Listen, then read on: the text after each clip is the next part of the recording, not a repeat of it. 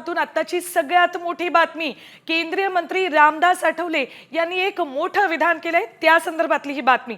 ठाकरे बंधू एकत्र येतील अशा चर्चा राजकीय वर्तुळात रंगल्यात।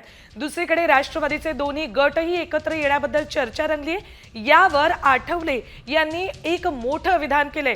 उद्धव ठाकरे, राज ठाकरे तसंच शरद पवार आणि अजित पवार एकत्र येत असतील तर मला आणि प्रकाश आंबेडकरांना एकत्र यावं लागेल असं मोठं आणि महत्त्वाचं विधान आठवलेंनी केलंय। साधारण 26 वर्षांपूर्वी हे दोघेही वेगळे झाले होते आणि आज एक महत्त्वाचं विधान रामदास आठवले यांच्याकडून होताना दिसतंय। आठवले आणि आंबेडकर आता पुन्हा एकदा एकत्र येणार का?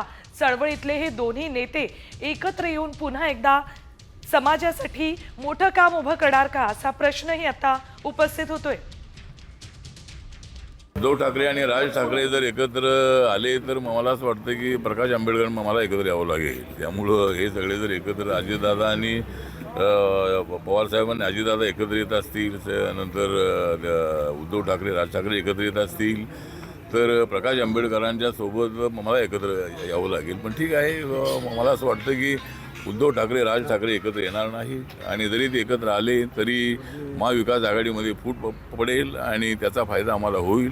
त्यामुळे त्या दोघांना एकत्र यायचं असेल तर त्यांनी यावं अशी माझी त्यांना सूचना आहे आणि महाराष्ट्राच्या राजकारणामध्ये फारसा बदल होणार नाही। उद्धव ठाकरे आणि राज ठाकरे जर एकत्र या संदर्भात आपण अधिक चर्चा करणार आहोत आमच्या प्रतिनिधी वैदेही काडेकर यांच्याशी।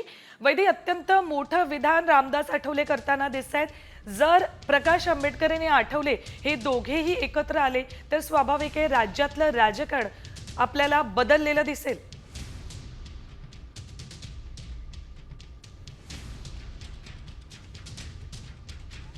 ते या ठिकाणी आठवले यांनी केलेलं बघायला मिळत आहे आणि एकूणच जर बघितलं तर या विधानाचा अर्थ जर आपण बघितलं तर आंबेडकर आणि आठवले हे दोन्हीही जे आहेत ते दलित चळवळीतले अत्यंत महत्त्वाचे आणि मोठे नेते आहेत आणि दुसरीकडे जर एकत्र विचारधारा असलेले अनेक नेते जर एकत्र येण्यासंदर्भात जर विचार होत असेल तर मग मी आणि आंबेडकर का एकत्र येऊ नये असा संदर्भातला प्रश्न त्यांनी या ठिकाणी उपस्थित केलेला आहे आणि एकत्र येण्याची गरज असल्याचं देखील त्यांनी त्या ठिकाणी स्पष्ट केलेलं आहे।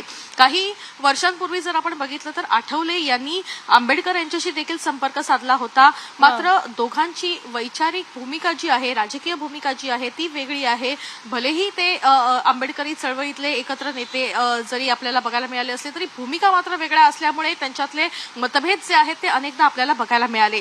याच्या आधी 2023 म्हणा 2024 म्हणा या दोन्ही काळामध्ये आठवले आणि आंबेडकर एकत्र येणार या संदर्भातली चर्चा देखील मोठ्या प्रमाणात झाली असल्याची बघायला मिळाली होती। याआधी जर आंबेडकर यांनी आपला पक्ष जो आहे वंचित बहुजन आघाडी तो जर रिपब्लिकन पक्ष ऑफ इंडियामध्ये जर विलीन केला तर निश्चितच त्याचं नेतृत्व आंबेडकर यांना करता येऊ शकतं अशा संदर्भातली भूमिका देखील या आधी आठवले यांनी व्यक्त केलेली बघायला मिळाली। त्याच्यामुळे जी भूमिका नेतृत्वावरूनच दोघांमध्ये मतभेद झाले होते आणि त्यानंतर दोघेही वेगळे झाले होते, त्यामुळे हा एक मुद्दा सुद्धा विचारात घ्यावा लागेल।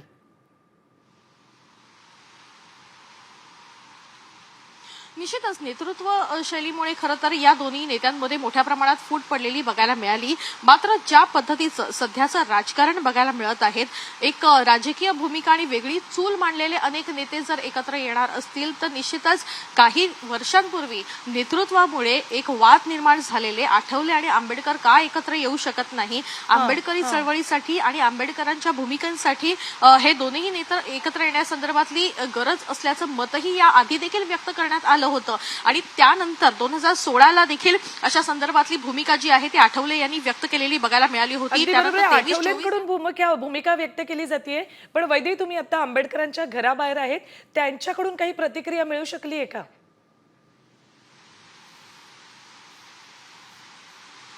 निश्चितच मी त्यांच्या घराबाहेर आहे, मात्र अजून कुठल्याही पद्धतीची प्रतिक्रिया जी आहे ती या ठिकाणी मिळू शकलेली नाहीये, कारण प्रकाश आंबेडकर स्वतः या ठिकाणी जे आहे ते उपस्थित नाहीयेत। ते त्यांच्या घरगुती कार्यक्रमाच्या निमित्तानं बाहेर गेले असल्याची माहिती सध्या मिळत आहे।